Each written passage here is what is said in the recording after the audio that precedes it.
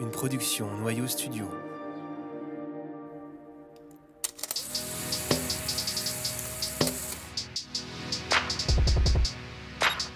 Vous écoutez Vision, un podcast sur la photographie contemporaine.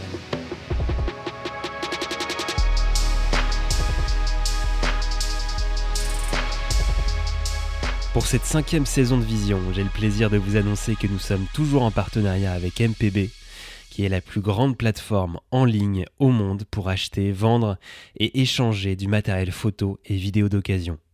Il y a un lien vers le site de MPB dans la description de ce podcast et sur notre propre site vision.photo.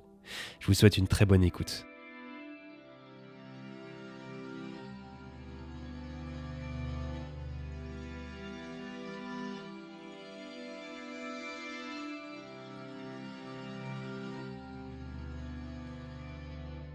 The image that I chose to speak about is made in a restaurant kitchen downstairs. There's no sunlight, it's dark, it's moody, and it's fast.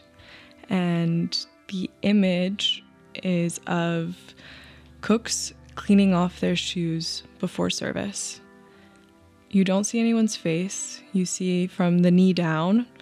They're in black kitchen shoes, Birkenstocks, clogs. You see the tiled floors, and one cook is wiping off the shoe of another cook.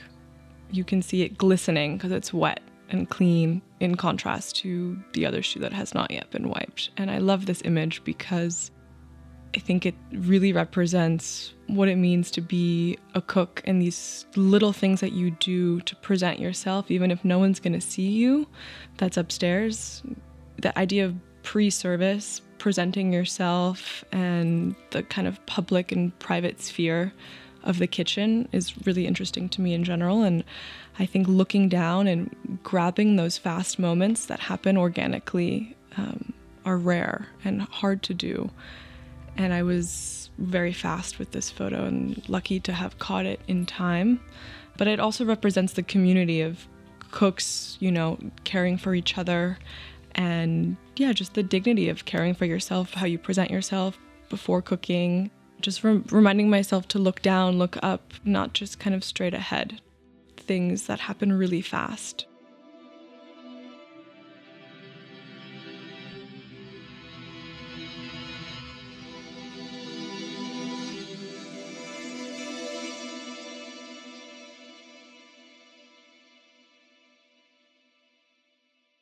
I am Lucia Bell-Epstein, and I'm an artist and an image maker, and I live in New York, but I split my time between there and Paris.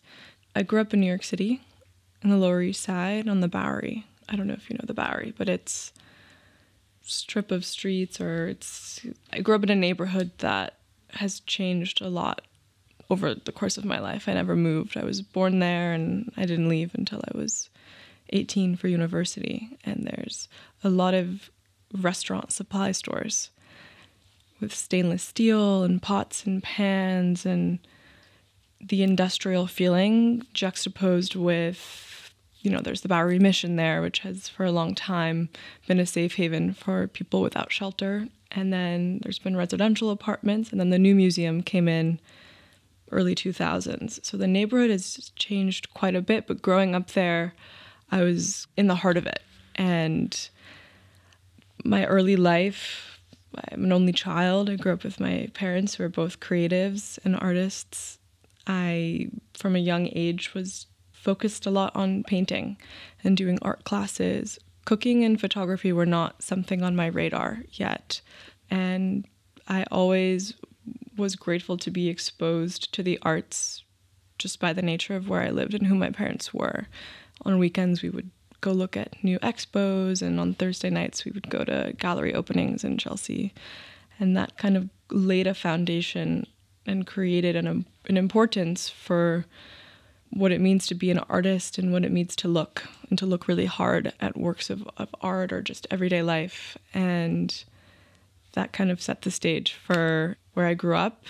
And from there, was working kind of since I was quite young. I started babysitting, and then that turned into an opportunity where The father of children that I babysat for was the head chef at a restaurant called Prune, not so far from where I grew up, and he invited me to come and spend a day staging in the restaurant when I was 13. So I skipped school and I went, and that experience became fundamental to who I am today and what I'm doing now. And I loved it. And I, on the weekends, would go back and work on Saturdays and do brunch prep and help and taste, to be someone so young, surrounded by chefs and cooks and dishwashers and people coming to eat very specific food that was sourced well and organic and local and different from the other restaurant culture happening in New York at the time, was mesmerizing. And I would go in and I would clean the walk-in fridge, I would organize it, I would label it, I would shadow different chefs and cooks for the day. I would be chopping onions for 2 hours, you know, a little bit of everything, but it kind of developed a hunger in me for being around people and in environments related to food.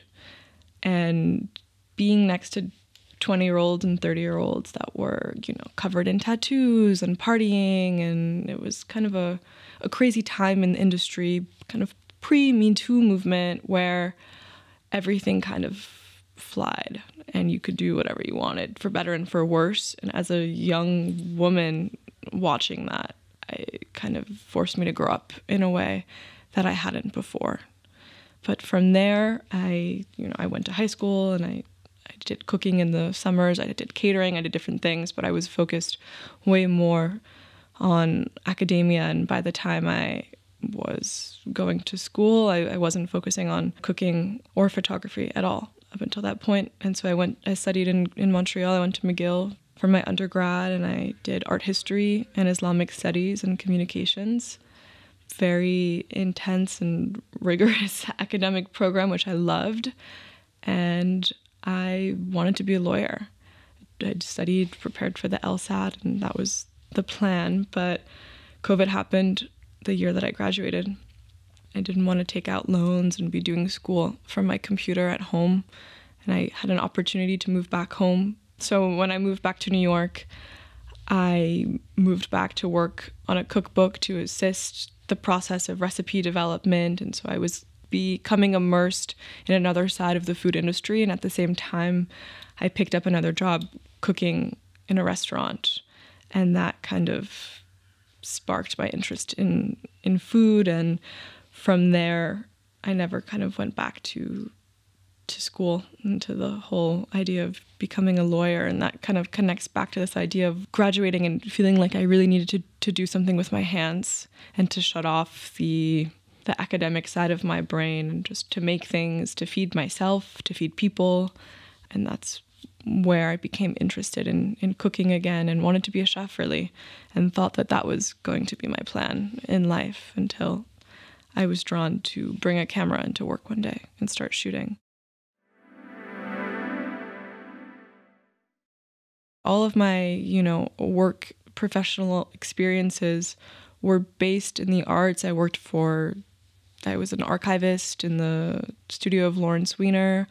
I was always around art history and taking courses in that. And so all of that now applies to the work that I make and how I see the world and how I shoot, even though the references aren't specifically photographic. They're coming from, Dutch still lifes that I looked at in art history, or the memoir that I read, my favorite book, by Gabrielle Hamilton, who opened the restaurant Prune that I worked at when I was 13, which I carry that book with me most times that I travel and have read it more than anything else. So I'm kind of realizing now that I would not be where I am today if it wasn't for those early, painting classes and art experiences, and just the context of the Bowery and so much going on, being exposed to so many different types of people and sounds and smells of food. That's my early life.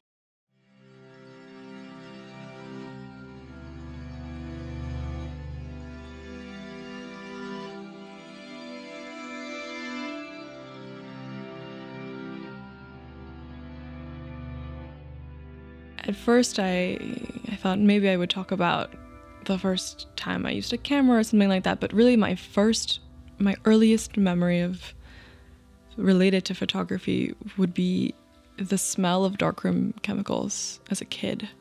I grew up in a loft on the Lower East Side, like I mentioned, and my father at the time had a small color darkroom in the apartment that I grew up in. My most vivid early memories are coming home from school and sitting in the darkroom with his printer at the time, or with him when he was printing himself. But a lot of them relate to his printer, Christoph, who was from Berlin, and he would play techno music and would print so fast. And I would be in there with him, and the lights would go on and off, and it would be magic to me to see the prints come out and the spotting and all of it. But the smell was so strong that I think about it and I can smell it right now. But now when I print in the darkroom, it brings me back to that, like, instantly. And I think that also definitely planted a seed for me coming around and wanting to print myself. But definitely the darkroom, or, you know, going to openings really young on Thursday nights with both my parents, and being raised more around adults and artists than kids my own age.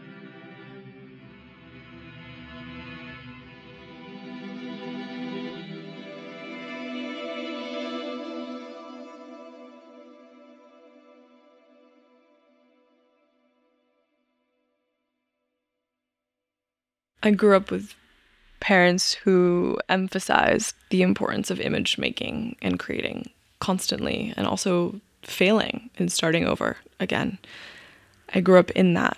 And my mother, Susan, is a writer and editor, and my father, Mitch, is a photographer. And they also collaborate in their practices. My mom will be responsible for most of the curation of imagery, and will write the texts that go into his books and shows. And they're very intertwined in personal and work-related things. So that was very special to grow up around. But I love I'm so close to them. And I think that's also because they had me later in life, that the dynamic now, it doesn't feel as much of the classical parent-child, but they're like my best friends. And I work with them now as well. And I think that has changed my relationship. My mother wrote the text. I asked her to write something at the end of the book that I have coming out called Digging with Clams. And I've also started to work a bit with my father, going on set with him. He was making a film, I guess not set, going with him into the forest to help him shoot video and just be there and be a part of it and manage one of the cameras. So that has also changed the relationship with him too. But, you know, it's endless inspiration. And I would say that both of my parents have taught me the importance of not just looking, but looking harder at things and asking a lot of questions, but really just the idea of constantly creating. And even if, you know, a large percentage of that is unsuccessful, it leads to what actually is the important image or thing that you're making. I also think because I grew up with my father, I really purposefully was like, I'm not interested in photography, nor was I interested in writing with my mom. And I chose painting for most of my life as my medium.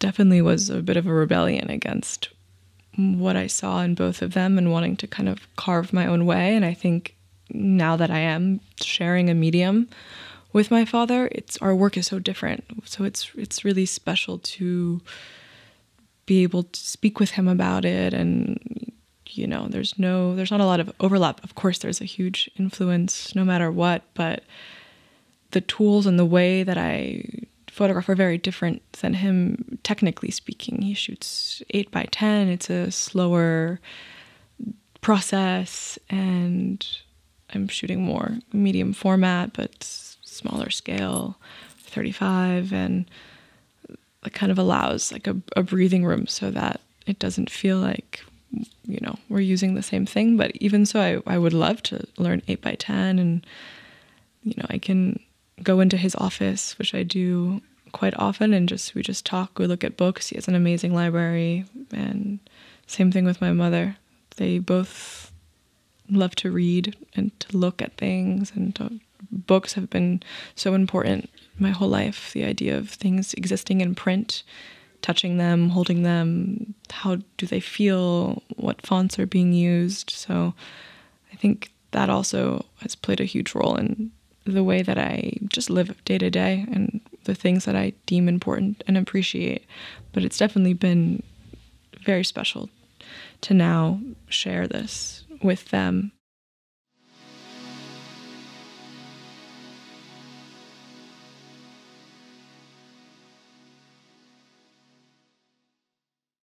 When I think about inspiration and influence, I actually don't think so much about photography. I think of other mediums that I reference constantly when making work, before making work, afterwards, and editing. And I would say memoirs written by chefs and cooks are huge references for me. And going off of that, also cookbooks, which I collect myself and I cook from, and I use a lot as visual references of either what I don't want to do or what I do want to do in terms of my own image making and creation.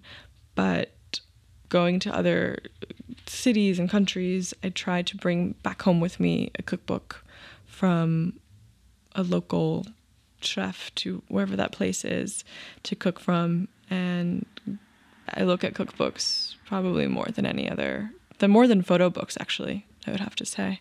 I reference a lot of old advertisements of restaurants or even like old airplane advertisements for food menus and strange things that we don't see so much today, but that have a very distinct type of color photography associated with them. There's a fast food chain called the Waffle House that's existing mainly in the South in America, and I love the Waffle House. To me, it represents a place where you can go and at any time you're going to see multiple different representations of what it means to be in America in 2024.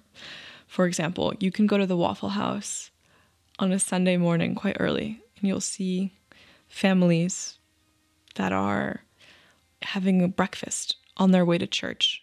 And you'll see a rowdy table of people that have been out all night and they're at the Waffle House to have, eggs and bacon and waffles and whatnot and coffee on their way home from the party. And it feels affordable and accessible. And the Waffle House concept architecturally is interesting because it's a chain and they use the exact same layout plan for all of the Waffle Houses. And there's something very comforting to me about that, but also freaky. The idea of, apartment complexes and houses being built in suburbia and all of that mimicking each other. But the Waffle House to me is a great representation of what people are eating in America, and that kind of jumps off into other references, looking at like advertisements for Lunchables and pre-packaged meals juxtaposed with,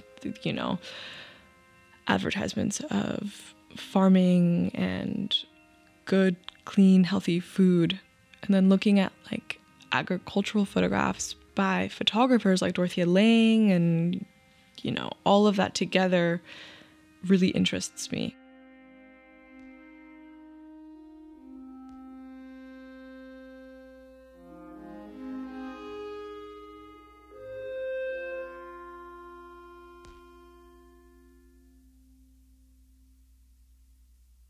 Other references by nature of studying art history are Dutch still lifes from like Peter Bruegel the Elder, or even Caravaggio, but looking at paintings that show food and abundance and applying that to, if I'm going to set up a still life, using that as the reference rather than an Irving Penn still life.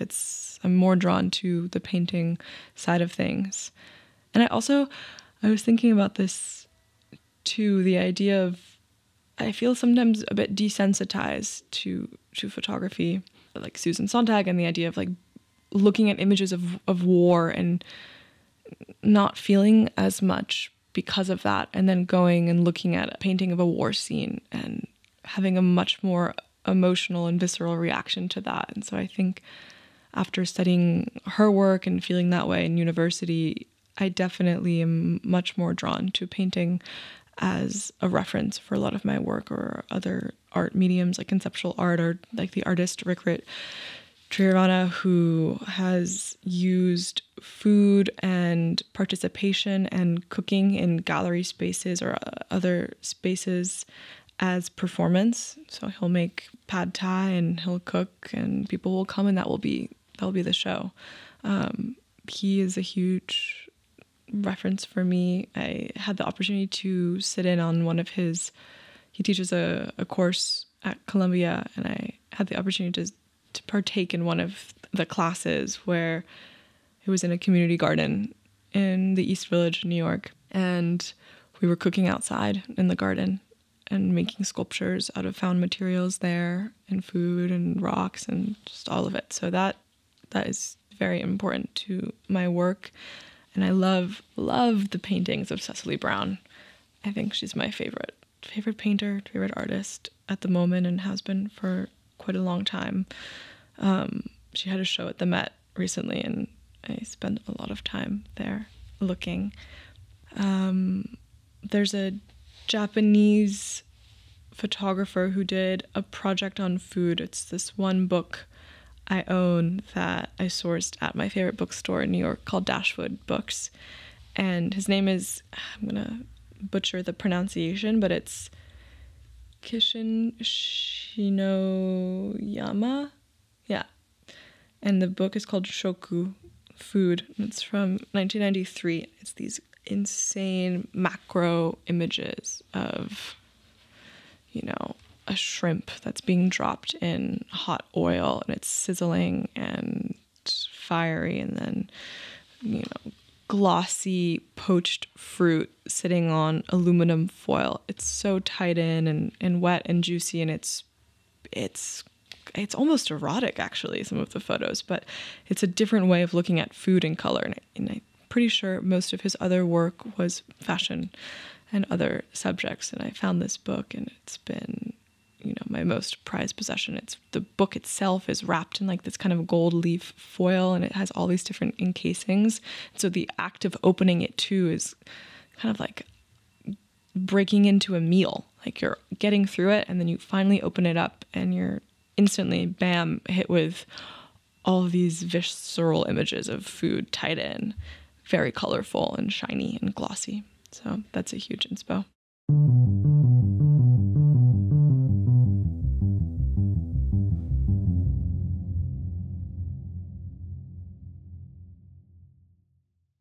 I think not being technically trained, not having gone to school for photography, or even having studied it in an academic setting that was theory-based, I have gone through a lot of trial and error in my practice.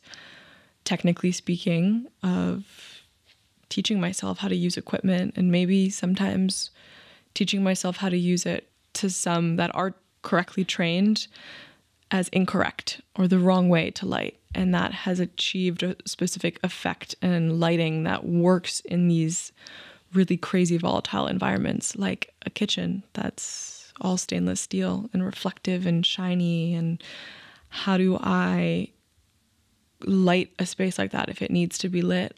Am I gonna, use a non-camera flash or something off, or what's gonna happen? And it's different every time. So I think the approach is not planned. I come with what I need and what I think I need, but I often use found materials in the space to adapt how I shoot.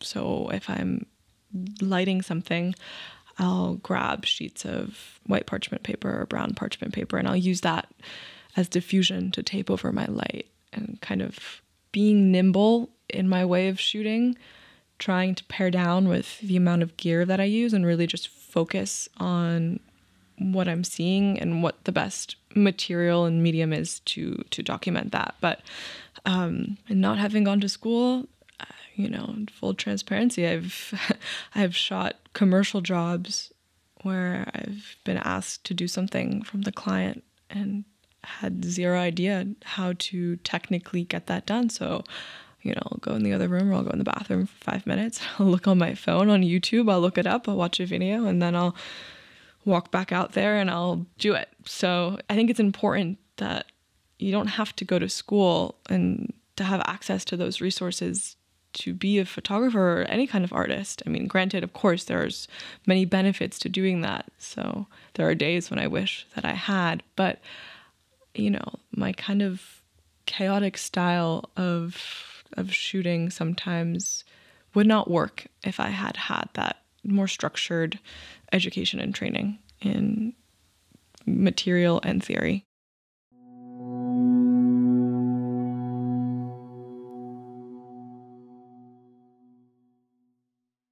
I also think my approach is very open. It depends on my mood, the space, the subject, ultimately the season and color a lot of the time of what's already there and what I've brought with me. But my personal approach to photography and how it's changed, there's always been the follow through of it being about collaboration more and more from when I started. And I think I began much more as a fly on the wall in an insular way of documenting the things that I was cooking myself, or I would, be shooting an editorial and kind of come in with an idea of what I wanted to do a little bit. And of course it would change, but now it's much more fluid and open. I want the image not to just be mine, but I want it to reflect how the subject also sees himself in a way. And that's done through conversation and, making sure that I have enough time to prep before I'm actually making the photo. Not always possible due to constraints, but that's an ideal situation for me, no matter what the subject is of what I'm shooting. And it's kind of an attempt to feel like there's a trust and a truth in the image, or like there's an attempt to be more authentic by getting to know what it is I'm doing beforehand. But the process is really research heavy and conceptual, where I'm preparing and looking at references before I go in. And when I was cooking in the restaurant, I would take all of these meticulous notes, and I have all these notebooks from that time when I was learning recipes. And to do that, I was making drawings of each plate that I had to make. And I would be drawing a salad according to height and scale and identifying how to garnish it. And then that led to me picking up the camera and wanting to go to the next step from it just being this 2D drawing to a full photograph with color. But the constraints and costs also of shooting film often play a huge role in how I work. And I'm very aware of that. And I think it also often forces me to make stronger imagery because I'm pulled back. I'm not shooting a million different frames and then deciding which one is the best. I'm waiting for that moment when something's about to sizzle in the pan, and I'm waiting, and I'm like gonna grab it then and there, and I'm not gonna waste the film prior to that and shooting before that moment. But I know that moment's gonna happen and when it's gonna happen, just because I worked in restaurants. But it's about risk taking in the storytelling process and not being afraid. And more I want to emphasize that in my work and be less timid, less of a fly on the wall, and more kind of open to jumping in, even if it's intimidating to be in those spaces.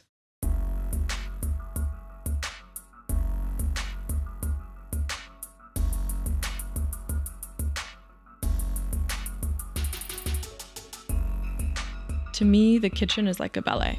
It is a ballet. The people working in the kitchen are doing this dance where they're seamlessly moving through each other, next to each other, and the obstacles are high stress, a hot plate that's being pulled out of an oven, a knife is chopping something very fast.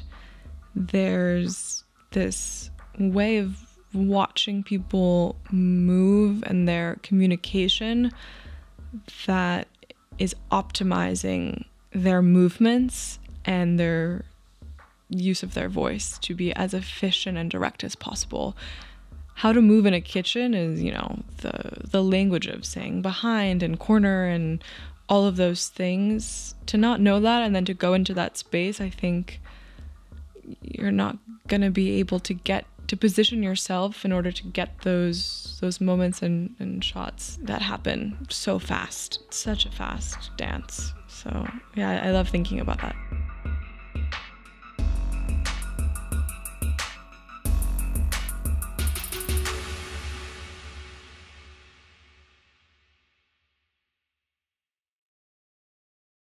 It wasn't planned, it just happened. And I don't know why still.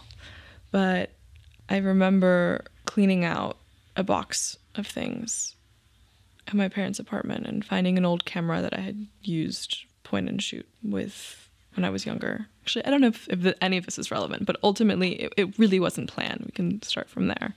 And I felt that the drawings that I was making at the time, documenting how to plate dishes and recipes and whatnot, wasn't fully satisfied with them. I wanted to see them in the way that I was envisioning them in my head, and moving to photography was the natural next step. So I brought in a camera to work one day. I came in early. I went into the walk-in. I took photos of lettuce that was dying. I took photos of things that you don't often see in food photography, or the things often that restaurants often don't want to show. The nitty-gritty, the behind the scenes, the unpolished. And I wanted to take images of the hands and the shoes and the faces of the people working in back of house. All of them, from the chef to the dishwasher, the cooks, every person involved, to a prep cook or someone delivering asparagus on a truck that has a relationship with a restaurant. And so that started, and I got the film back. Every amount of money that I would make after paying my rent from work would go into buying film and shooting. And it happened just on accident. But it became clear to me that I had to make a choice. I would be cooking on the line, I would be building something, and I would want to reach up. I would keep my camera tucked above my station on a shelf behind plates, a stack of plates, and I would reach up and grab it and get a quick shot after whatever I had made was ready to be sent to the table, or to shoot another moment that was happening in the kitchen. But I was reaching up too much and grabbing my camera, and it slowed me down a little bit. It was not appropriate at a certain point to be doing that, and I had to take that jump, and I stopped cooking, but not really, because in that transition especially, I would go and stage or intern for a day at another restaurant and bring a camera with me, but I would participate in the prep work, kind of like method acting, which is how I often describe it, where I come in, I put on an apron, I wear my kitchen shoes, and it's as if I'm training to work there. Whenever possible, I do that also first without a camera, with just my hands and a notebook maybe. And I'm writing down and I'm drawing shots that coming back and making with the camera, or if it's in the same day, I'm bringing my camera out in the second half. And that process is very present now whenever possible, when I'm shooting a cookbook, for example.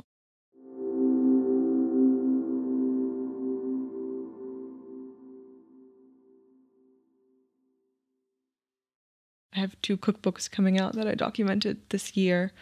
One's coming out in the spring, and it was shot in Australia and in Rome. And during that process, I worked at the restaurant of the chef whose book it is for a few nights, without the camera, and just during service, plating and helping her on the pass.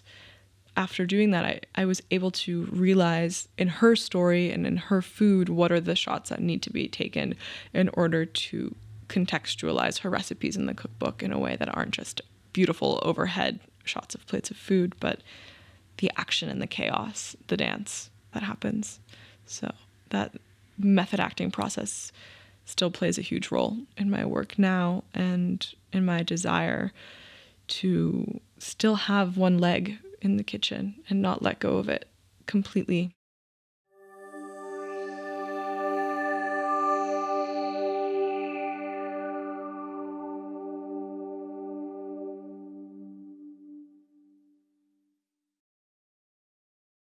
I came back to printing in the darkroom last year, and it's changed my process in the way that I see color and the way that print and holding an image and manipulating it physically has changed. Yeah, just my process and the way that I see.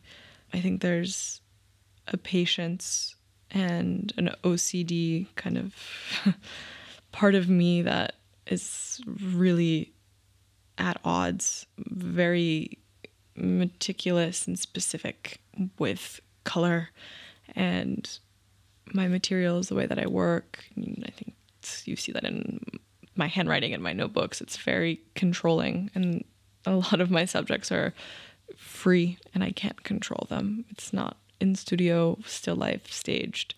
So learning how to add in that desire in the post-production process through printing in the darkroom has allowed me to be at peace with that in a different way and to really see there's so much color in food, and to bring that forward in the darkroom is magic. It's like a miracle to me. And it goes back into the nostalgia for the way that I grew up with a darkroom at home.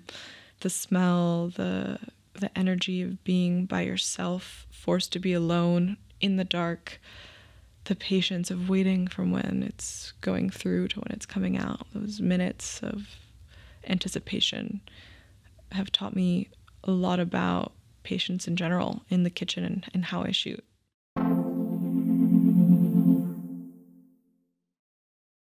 I was printing actually in Paris last summer, and that's where I kind of got the hunger to, I had printed a tiny bit black and white in a summer program once or something when I was younger, but that doesn't matter. It's not relevant. It's more just that starting to do that here in a lab that was in French. And it was funny. I remember my first time printing in Paris, and I was very shy to put my images up on the wall where all the other people there printing. No one's looking that closely, but people look, and there's a little curiosity, even if it's supposed to be a bit of a private moment where you have your darkroom, you have your little wall with magnet space. And I put my images up and I walked around the room, and every other photographer there was printing fashion photography. And I was printing very strange photos I had made in a kitchen that was kind of falling apart. It was very interesting to just be trying to print something that in the context of the lab, it did not fit in. And I felt very shy about what I was doing and a little secretive, that I was embarrassed in a way. And I think that feeling, I don't feel that way anymore, but that feeling of going into the dark and making something and manipulating your work, it's very rare and unique to have that and to carve out the time to do that and to fail, to have it not work, to have to go back in and spend hours in time, and you run out of paper and the emulsion is different, and all of those constraints make the actual final print so much more gratifying. And I'm often printing to make the final print, not to make an image that I can then scan and manipulate so I can post it. That's not the point for me, which I know is the case, and it's great for a lot of other photographers working in this way, but I want to get that last print of a box of radicchio that's sitting in cardboard, and there's sun, but it's also half in shade, and I need to burn half of the image and go through that process to bring forward the pink of the radicchio and the green of the leeks and all of that. It's a struggle, and it's so gratifying. I love printing, but it's a privilege. It's a privilege to print, and it's often, it's expensive. And so again, those constraints make it rare and I do it when possible, but it's often not possible. So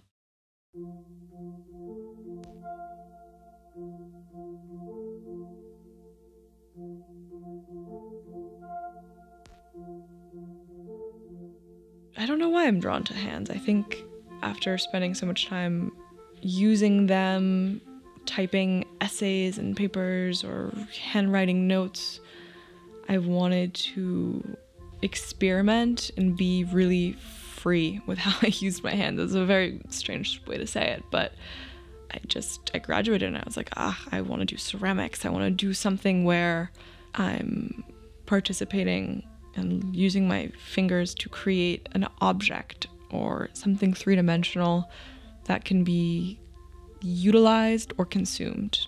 And that's what happened when I started working in this restaurant called Lalu when I moved back to New York, and the chef was saying, okay, like you have to plate the salad for height. It has to be taller, and manipulating that through the use of hands. But that is a jumping off point for just thinking about the hands of cooks. It's so fascinating. They're dry, short nails, they have burns, they're swollen, they're red. It's this kind of object that, looking at the hands of cooks is even the hand of a dishwasher. It's being exposed to hot water, all of that working hand. There's something important in highlighting that and looking at that rather than looking at, what the hands are just making, but actually like what is behind that, who's creating it. And when I was still working as a cook, I constantly wanted to be faster, to be quicker in using my hands and more nimble. And I love looking at chefs' hands moving so fast. That in a micro scale is like a ballet to watch. Someone is making a sauce and then they're really quickly plating 4 dishes using that sauce to finish it with, and these kind of fast movements, and then also really strong hands. Like you have to be able to hold a stack of plates and all these things. There's a real emphasis on how important hands are in order to work in the kitchen, but that just kind of goes into the intimacy of cooking for me, and intimacy in general with imagery. Even if I'm shooting something that's fashion or whatnot, I'm always looking at hands and looking for ways to incorporate them in a shot.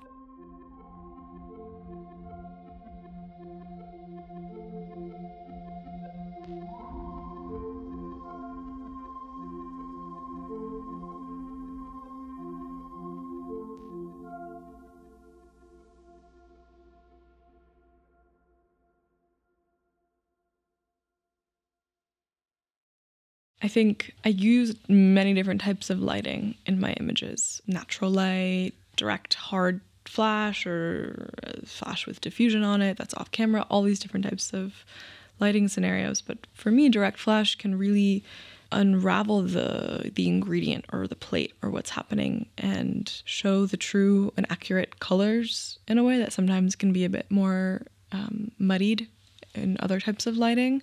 So it's definitely an advantage if I'm shooting at night, especially, and trying to capture the rock and roll in the kitchen. I think it gives an edge that you don't have when there's a softer look that also is in a lot of older food photography. But kind of going off of that hard flash, I do feel that it's important not to make things too hot when shooting in that way, and to blow out or create too much hot spot. It's tricky, especially shooting hard flash in a kitchen with so many reflective surfaces, but it gives a different quality to the colors and the textures that I'm hoping will come through in that moment. And granted, I don't know if they will. And so sometimes I'm using different types of lighting and I get back the film and I go with whichever one feels closest to the truth of what it looked like when I was there shooting it. But flash is a great tool that I utilize quite often, and one that I used at the beginning a lot because I don't have to stop and stage. I can just grab and go when shooting.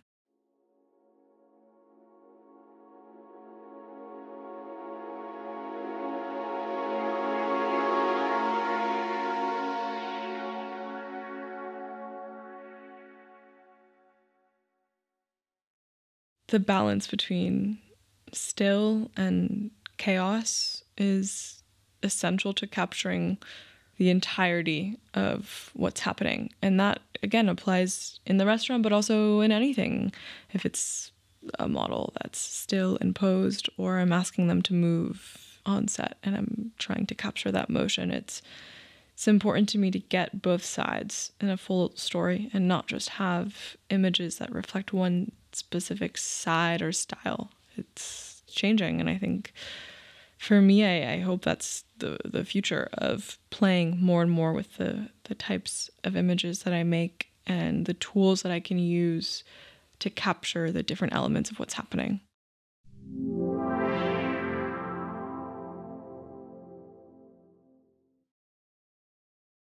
I'm very interested in still the context of food in some ways, but in a different environment instead of, the classical kitchen, but in education or in government or federally regulated spaces like food in prisons, food in public schools. What are people eating? Why? Where does it come from? Food on the farm. What's the politics behind this? And I'm working on a project, and I'm not going to say too much on it now, but just longer term of what are people being fed, especially in the States compared to a country like France, and how is it being regulated, but also how is it having an effect on students from a very young age, and the socioeconomic disparities between what people have access to eat and then what you go to McDonald's, you get a burger, and that's, to some, that's the best thing that they can afford to have, or that's, in their mind, their ideal meal because of how much salt is in it. So kind of looking at food from a different perspective in that context is something I would love to photograph stories about. But I'm fascinated by a lot of things in terms of farming and production, even industrial work, building, all of that, like documenting spaces and places where things are being produced and made, and there's work being done in a social context without it being implicitly documentary style photography, but coming in with the kitchen perspective and shooting that.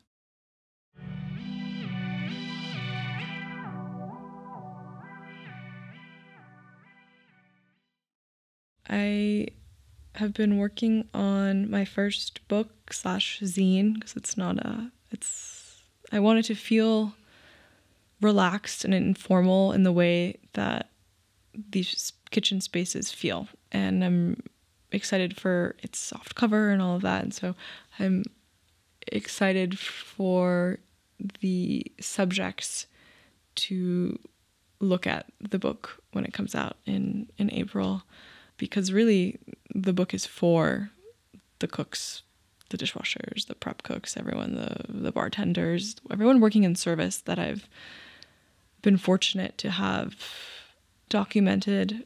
And it's a collection of images that aren't just food related, but they're also very intimate and personal to me. They're photographs of my parents. There's a photograph of my grandmother drinking a milkshake at the fast food chain Friendly's that I grew up going to.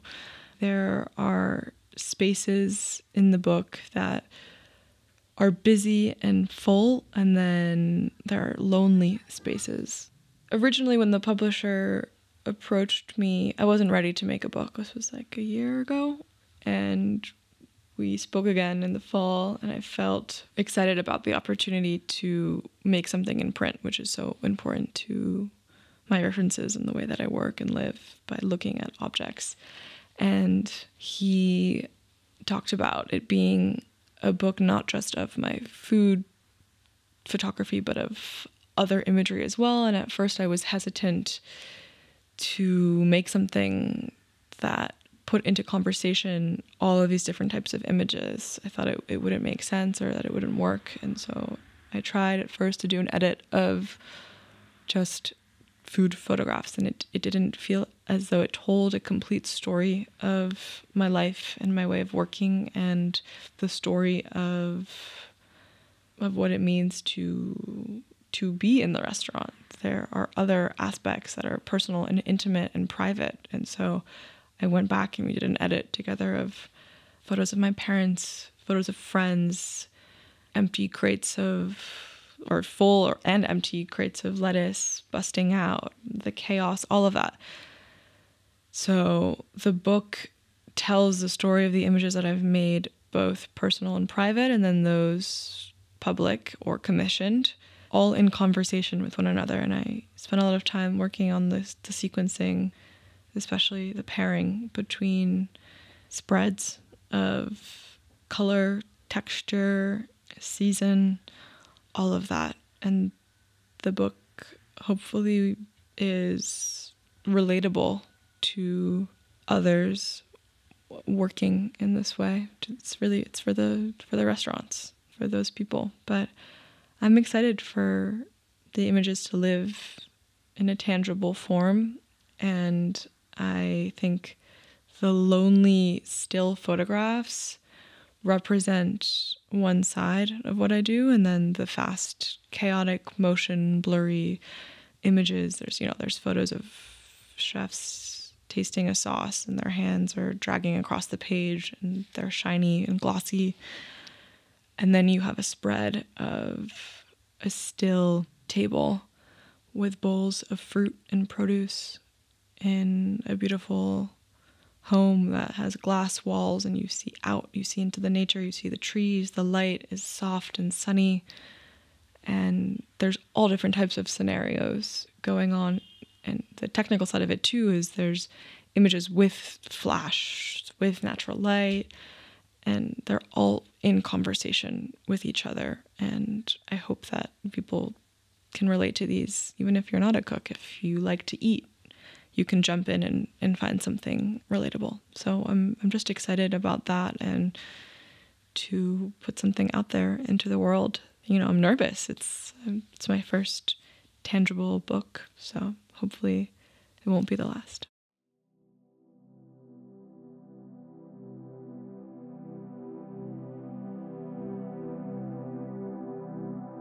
When I asked my mom to write something about the images and to write a short little essay, she wrote about a short story, a memory of her kind of a long time ago with some friends digging for clams. And so one of the lines, I'll read it out, one of the lines in the short story essay. Should I just read a few lines of it? Is that okay? So it starts, it's 2 sections called, I ended up titling the book Digging for Clams after reading the essay. So, we were 9 for 2 nights on the peninsula. T knew the coastline and took us down roads not on any map. We dug for clams the size of melons and cooked them on fires made from driftwood. We swam for hours in the salt water under a scorching sun. At night, almost sick from exhaustion and heat, we lay on blankets and stared up at a clear Pacific sky. Ghost stories were told, guitars played, backs rubbed, jealousies ignited, possible futures whispered. Someone cried. We slept. In the morning, Elle fried eggs and sausage and bruise-colored pans and tea made campfire coffee. Some of us walked up the beach while others sat writing and drawing in journals. By noon, crammed into 2 vehicles, we drove north along the shore and across the border.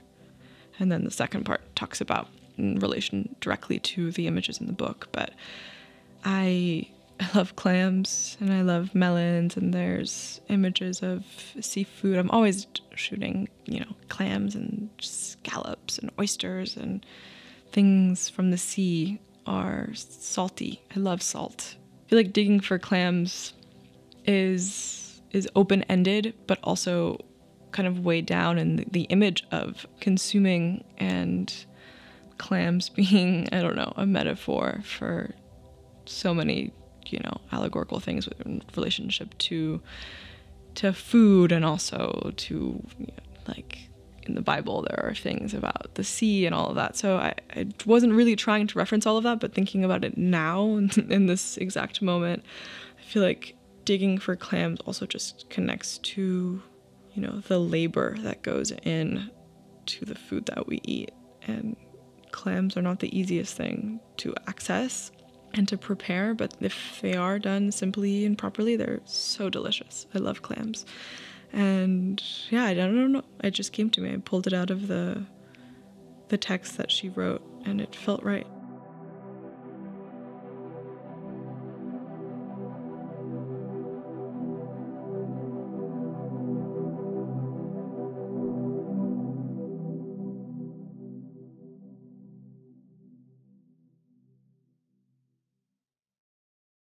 The photography that I'm making now, I wonder where it will go, but I think it will inevitably change also as the way that we eat changes in ways that are uncontrollable with global warming and access to ingredients. I hope this is just the beginning. I hope I'm 25 and I'm just excited to be telling more and more stories now and in the future, while also honoring what comes before us, how ingredients have existed for, so long in time, and how they were used back then and how they're being used now is very interesting to me.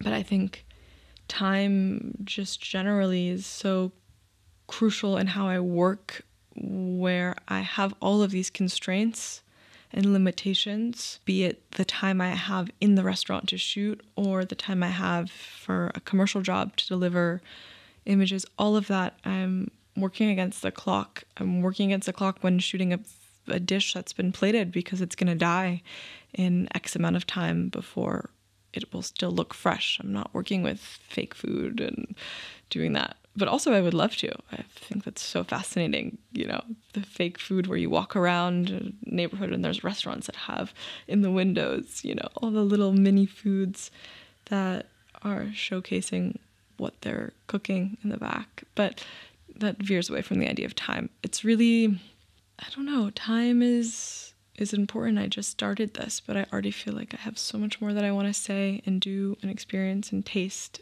And it's going very fast and it's ever changing, but I think staying true to telling stories and trying to be as collaborative as possible and taking the time to do that will enable future work to say something new and different. And slowing down, I'm going so fast and I need to slow down.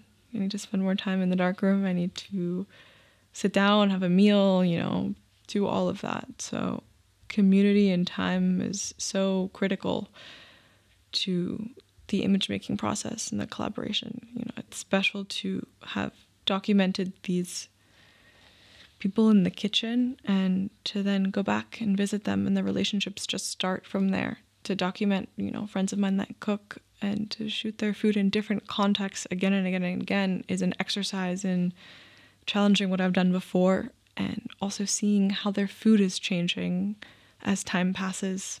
But I'm in a rush, always. Merci d'avoir écouté ce podcast. Vous pouvez retrouver tous les épisodes de Vision sur les plateformes de podcast, de Spotify en passant par Deezer, Apple Podcast, et nos actualités sur notre site vision.photo, sur notre Instagram @podcastvision. Si vous avez quelques secondes pour noter et laisser votre avis, ça nous aide aussi beaucoup. À très vite pour parler de photographie.